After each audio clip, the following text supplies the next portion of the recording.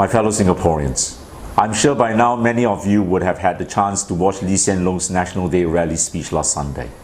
Though in truth, as many of you have already realized, it was not a National Day rally speech. It was an electioneering speech, laden with election gimmicks because vote harvesting time is around the corner.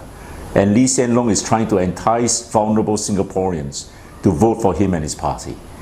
I expect that elections will happen very soon, and all of us that strive for a better Singapore should ready ourselves for the most decisive political battle of the last half-century. It was not a speech that sought to inspire, to uplift Singaporeans, to meet the future with a hopeful spirit. It was a defensive speech, one that shamelessly attempted to buy the votes of the very people that the government has been shortchanging for years. It borrowed heavily from the past, speculated about the future, but said nothing about the issues of today, issues that the PAP regime themselves have created. They say that we need them for the stability of our country. But what they have given us is instability in our own homes. A raft of large price hikes on water and electricity do not show stability. What it demonstrates is reactionary thinking and incredible short-sightedness. Singaporeans also see this, and their online comments have been rightfully derisive towards the PAP's latest vote-buying scheme. We heard about this newly minted Merdeka generation the PAP just created. Lee Hsien Loong realizes that this generation represents 500,000 voters that he's in trouble with. To him, rather than the Merdeka generation, they are actually the mediocre generation, because his party has treated them with contempt for decades, allowed their jobs to be taken away, not returned their CPF at 55 as promised, and kept them on stagnant wages while the cost of living accelerated as they labored to build a first world country. So in truth, rather than the Merdeka generation, they are the forgotten generation.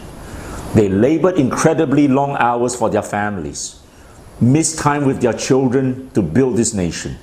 Yet so many of them in this generation today are reduced to driving Grab to make a living, despite their qualifications and abilities. They are many of the best and brightest of our country. Many of them do not have retirement adequacy today because the bulk of their CPF went towards paying for overpriced HDB apartments. They may wish also to speak with Singaporeans from the Pioneer generation, who realized the grave limitations of the Pioneer generation package, and that at the end of the day, it did not amount to very much because of the astronomical increase in healthcare costs.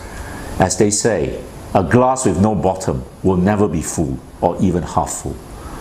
And so now Lee Hsien Loong has given this generation a grandiose name. He's evoked the image of his late father and created some paltry package, all in a desperate attempt to appeal to their emotions and win back their votes. But Singaporeans are smarter than he gives them credit for, and they see this scheme for what it is. I am sure that the forgotten generation realize that what the PAP is giving them now is what the PAP took away from them in terms of higher taxes and relentless price increases over the last few years.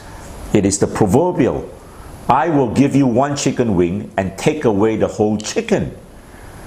My fellow Singaporeans, how unoriginal of him. Isn't it blatantly obvious that he's trying to recreate the conditions of 2015? Isn't it pathetic that Lee Hsien Loong and the PAP, as they realize that their grip on our society is weakening, are trying desperately to win us back with nostalgia rather than real policies that we desperately need? But hey, at least they changed the chess card from yellow to orange. But I want to talk about the other main feature of Lee Hsien Loong's speech, an issue that cuts ordinary Singaporeans to the bone. HDBs. We heard about an alphabet soup of new acronyms. VERS, V-E-R-S, HIP, H-I-P, HIP 2. But my fellow Singaporeans, all he is doing is sugaring the pill in an attempt to appease you. He has offered to simply recondition your flats, refurbishment, which at the end of the day, you will still be paying with your CPF and hard-earned cash. All this to distract you from the fact that at the end of the day, they're still worth nothing. after 99 years. What Lee Hsien Loong fed us on Sunday is nothing more than a David Copperfield sleight of hand. I don't need to remind any of you that there was once a time, a very recent time, when the PAP claimed that HDB flats were investments, even as recently as 2011. Lee Hsien Loong's father told us that HDB prices would never go down. Lee Hsien Loong said the same thing a few years later, that they were assets, that they will continually appreciate in value. Now, only a few years later, he is not even trying to sell that idea. He has retreated to appeasing you with schemes that avert your attention, that talk about nothing but of reconditioning your flats and ignoring the real problem, that your flat is still reduced to zero value at the end of the day, that you are a lessee, not an owner. Although I may add, Lawrence Wong is still trying to continue with a fairy tale. But all fairy tales end when the cold winds of reality hit us in the face. The PAP is not offering a solution to the housing problem. They are kicking the can down the road. Verse in 20 years, hit 2 in 10 years, and none of these are any real solutions to the problem. Lee Hsien Loong won't even be around when these schemes kick into operation. And what do they solve? They solve nothing. But it shows the mediocrity of Lee Hsien Loong and his government. They need 20 years to even plan for verse. Where is the brilliance of his so-called 4G leaders? Or is the PAP's creativity limited to only inventing more acronyms? But HDB reconditioning and vote-buying handouts were not the only feature in Lee Hsien Loong's speech. You heard from Lee Hsien Loong, who suggested that the main problem with the cost of living issue is people's rising aspirations and lifestyle. So he's blaming us for not making better decisions. But Singaporeans, let me ask you, does your $50 today buy as much as it did 5 years ago? Did your income keep up with the costs that are being heaped upon you almost day by day? Do you think that your wage increases have kept pace with price increases on water, electricity, and other necessities of life? And how does Lee Hsien Loong suggest that we cope with these cost increases? Use Wi-Fi instead of 4G when you watch movies. That's so ridiculous. That statement alone is a testament to how out of touch Lee Hsien Loong is with the common man. He wants to take the rest of us back to the dark ages. All these cost increases don't matter an iota to him.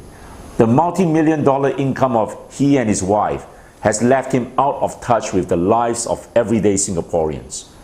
It is absurd to be lectured on our expenditures by a Prime Minister who earns more in a single day than most Singaporeans do in a matter of months. Once again, the likes of Lee Hsien Loong and Goh Chok Tong and the PAP live in a different city from us. These people who lecture us are the same people who say that teachers should be paying more for car parking at their schools so that their wages will be clean, when they themselves get to park in many places in Singapore for $1 per day. What we need now, my friends, is not any hyperbole or false sentimentality.